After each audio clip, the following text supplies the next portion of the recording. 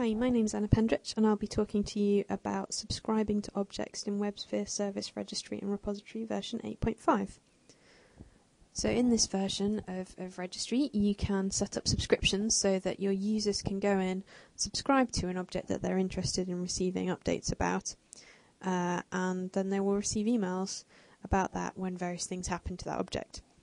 You can also create and customize templates for users in particular roles so that, say, a user in your business role would get a different email to a user who's in the developer roles that you were using in your registry. So for emails to work, you need to have a mail server set up, which will involve setting that in WebSphere application server. So in your application server, you'll need to do that. I won't cover this in the demo, but I will cover the things that you need to do in WSRR. So the first thing to do is log into the web UI and go to the configuration perspective so that you can update some things in your profile. So go to Active Profile and to Scheduler. And then from here, the Subscription Notifier plugin scheduler. This is the thing that's going to make the subscriptions actually send. It is disabled by default, so we need to go and enable it, which you do by changing this enabled flag from false to true. You can also change some other things in here, the intervals at which this runs. So I'm interested in having this run fairly rapidly for the purpose of this demo so that I can show you the emails coming in. So I'm going to change it to run every second, which is quite enthusiastic, but it's good for us. So once you've changed that setting, you just click Apply, and that's all configured. So the next thing I want to show you is the templates themselves. So again, these are in the profile, so in the email notifications section. There are various files that are interesting here for templates. So I'll start with the mappings file. This file is going to tell Wizard which template to use based on the role that is requesting the subscription. So we start off in this particular one with something with a mode of all. So this is going to look through, and if the person requesting the subscription is in development operations, SOA governance, business and Wizard admin role, then the template that will be used is an email template.superview.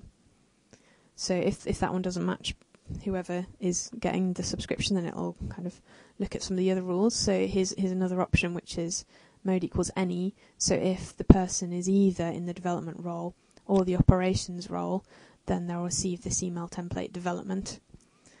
And then here's just one with a single role in it. So if the person matches the business role, then they'll receive the email template for business.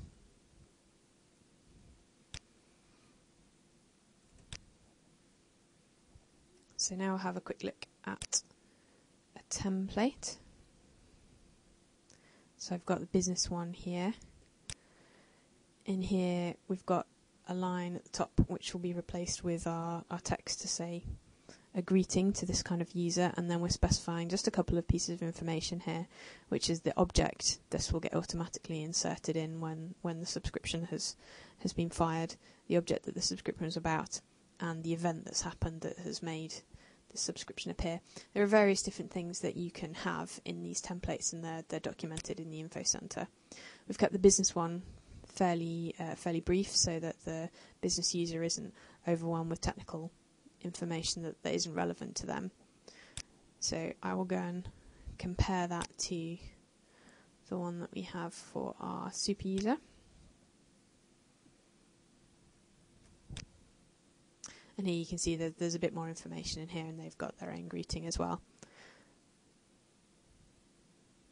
So in here we've included the version and the BSR UI and the namespace, which again might not be interesting to a business user, but to our super user, they will find it interesting.